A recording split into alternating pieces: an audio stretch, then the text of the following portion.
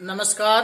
कक्षा 8 के प्यारे विद्यार्थियों, अपना जो पाठ चल रहा था चिट्ठियों की अनूठी दुनिया में अपन जो अध्ययन कर रहे थे, आज हम उसमें आगे बढ़ रहे हैं। देखिए, आज हम इसके अंदर आपका जो पिछला लेसन छूटा था, जहाँ तक हम पढ़ चुके थे पेज नंबर 24 तक, आज उसी में हम पेज नंबर 24 से आगे हम बात करते हैं। देखिए, इसमें मुख्य मुख्य इस पाठ के जो बिंदु है आगे वाले पैराग्राफ में, उनमें से मुख्य बिंदु, मुख्य जो चर्चा हम करेंगे, पत्र लेखन ने एक कला का रूप ले लिया है। पिछली शताब्दी में तो ये बहुत ज्यादा प्रसिद्ध हो गया था।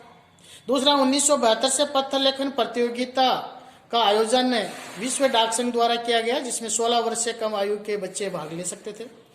फिर देखिए, फैक्स, ईमेल, टेलीफोन तथा मोबाइल ने चिट्ठियों को रोका है, बहुत नुकसान पहुंचाया है।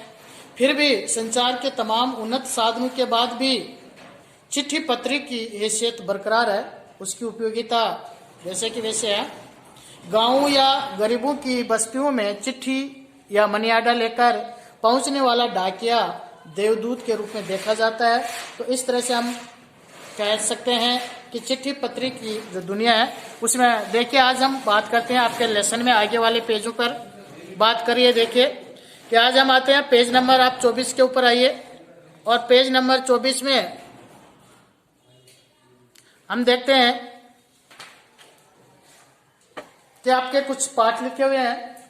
उनमें से पिछली शताब्दी में पत्र लेखन ने एक कला का रूप ले लिया। डाक व्यवस्था के सुधार के साथ पत्रों को सही दिशा देने के लिए विशेष प्रयास किए गए। पत्र संस्कृति विकसित करने के लिए स्कूली पाठ्यक्रम में भी शामिल किए गए। भारतीय नहीं, दुनिया के बहुत सारे देशों के अंदर हम देख सकते हैं विश्व डाक ने अपनी ओर से काफी प्रयास किए हैं। विश्व डाक संघ की और से 16 वर्ष के कम आयु वाले बच्चों के लिए एक प्रतियोगिता आयोजित की गई है। इसी के साथ साथ हम देखते हैं कि खास तौर पर बड़े शहर और नगरों में संचार साधनों के तेज विकास तथा अन्य कारणों से पत्रों की आवाजाही प्रभावित हुई है। देहाती दुनिया आज भी चिट्ठियों से ही चल रही है। फैक्स, ईमेल के कारण, मोबाइल और इनके कारण बहुत बड़ा नुकसान हुआ है। फिर भी देखिए, जहां तक पत्रों का सवाल है, अगर आप बारीकी से उनकी तह में जाओगे तो आपको ऐसा कोई नहीं मिलेगा जिसने कभी किसी को पत्र न लिखा हो या न लिखाया हो, या पत्रों का बेसब्री से जिसने इंतजार नहीं किया हो।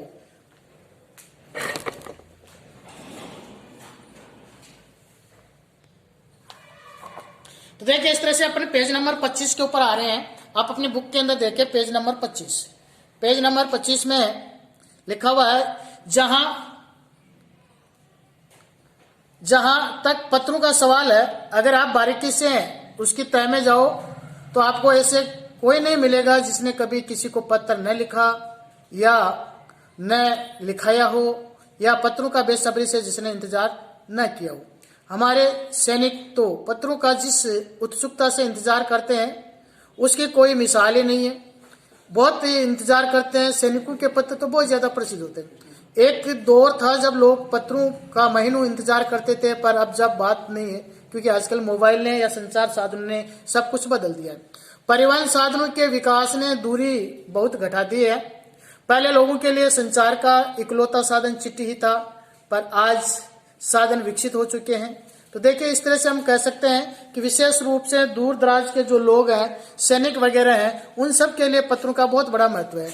आगे इसके अंदर हम बात करते हैं। देखिए, आज देश में ऐसे लोगों की कमी नहीं है जो अपने पुरखों की चिट्ठियों को सहेज और संवार कर विरासत के रूप में रखे हुए हों, या फिर बड़े बड़े लेखक, पत्रकारों, उद्यमी, कवि, प्रशासक, सन्यासी या किसान, इनकी पत्र रचनाएं अपने आप में अनुसंधान का विषय हो गई है।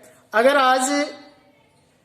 आज जैसे संचार साधन होते तो पंडित जवाहरलाल नेहरू अपनी पुत्री इंदिरा गांधी को फोन करते, पर तब पिता के पत्र पुत्री के नाम नहीं लिखे जाते, जो देश के करोड़ों लोगों को प्रेरणा देते हैं। पत्रों की तो हम बात करते हैं तो इसमें बहुत सारे हमें ऐसे पत्र जो हमें मोटिवेशन देते हैं, प्रेरणा देते हैं, वहां से मिलते हैं। इसीलिए हमें विशेष रूप से इन पर ध्यान देना चाहिए। फिर इसके साथ साथ देखिए, इंदिरा को पत्र लिखे थे पंडित जी ने, और उनमें बहुत सारे मोटिवेशन, जब वो जेल के अंदर रहते थे, इंदिरा को उन्होंने मोटिवेशन दिया था। इसके साथ साथ देखिए, पत्रों को आप सहेज कर रखते हैं SMS संदेशों को?